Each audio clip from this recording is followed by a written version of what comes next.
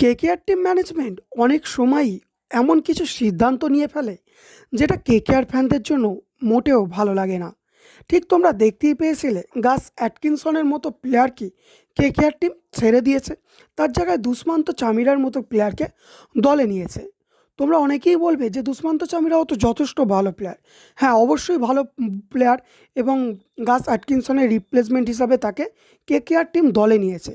দেখো, গৌতম গম্ভীরের সিদ্ধান্ত কখনোই বাজে হতে পারে না, কারণ সে অনেক বড় ধরনের ব্যক্তি, তাই তার সিদ্ধান্তর পিছনে যথেষ্ট কিছু লজিক আছে। কিন্তু দেখো, গাস অ্যাটকিনসনের বলের গতি যথেষ্ট বেশি, প্রায় ১৫০ থেকে ১৫২ কিলোমিটার গতিতে বল করে অ্যাটকিনসন। সেখানে দুষ্মন্ত চামিরার বলের গতি ১৪০-৪৫ অ্যাভারেজ। তো সেক্ষেত্রে অ্যাটকিনসনের বলের গতিটা অনেকটাই বেশি। কিন্তু গতি থাকলে তো হবে না, বলের স্কিল দরকার আছে, লেন্থ দরকার আছে। সেক্ষেত্রে চামিরা অনেকটাই এগিয়ে। তো সেই সমস্ত বিষয় নিয়ে আজকের ভিডিওতে আর আলোচনা করব না। আজকের ভিডিওতে মূলত আলোচনা করব কেকেআর টিম সারফরাজ খানকে আনতে চলেছে। আর তোমরা দেখতেই পেয়েছো, ইংল্যান্ডের সাথে টেস্ট ম্যাচে সারফরাজ খান ভারতীয় টিমে খেলার পর থেকে তাকে নিয়ে সোশ্যাল মিডিয়া জুড়ে অনেক চর্চাই হচ্ছে। কারণ প্লেয়ারটা একসময় ভালো পারফরমেন্স করেছিল, মাঝখানে ডুবে গিয়েছিল, কিন্তু আবার প্লেয়ারটা কামব্যাক করছে। তো সেই সারফরাজ খানকে এখন কেকেআর ম্যানেজমেন্ট দলে নেওয়ার জন্য কথাবার্তা চালাচ্ছে। তো সেই সারফরাজ কবে কেকেআর টিমে আসবে, কত টাকা দিয়ে কেকেআর টিম নিতে চলেছে, কার বদলে নিতে চলেছে, সারফরাজ খানকে দলে নিলে কী সুবিধা হবে কেকেআরের, সমস্ত কিছু নিয়ে আজকের এই ভিডিওতে বিস্তারিত আলোচনা করব। কিন্তু তার আগে তোমাদের কাছে একটাই রিকোয়েস্ট, তোমরা চ্যানেলে প্রথমবার হলে অবশ্যই চ্যানেলটিকে সাবস্ক্রাইব করে নিও। কারণ team India, KKR, IPL related সমস্ত কিছু লেটেস্ট ভিডিও তোমরা একটি চ্যানেলের মাধ্যমে সবার প্রথম পেয়ে যাবে।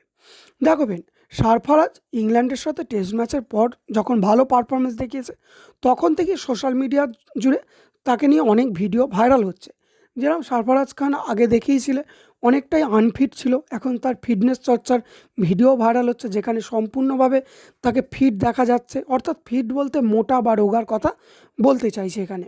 তো সেখানেই সারফরাজ খানের সাথে কেকেআর ম্যানেজমেন্ট কথা বলেছে, যেখানে আনসোল্ড গিয়েছিল আইপিএল মিনি অকশনে সারফরাজ খান।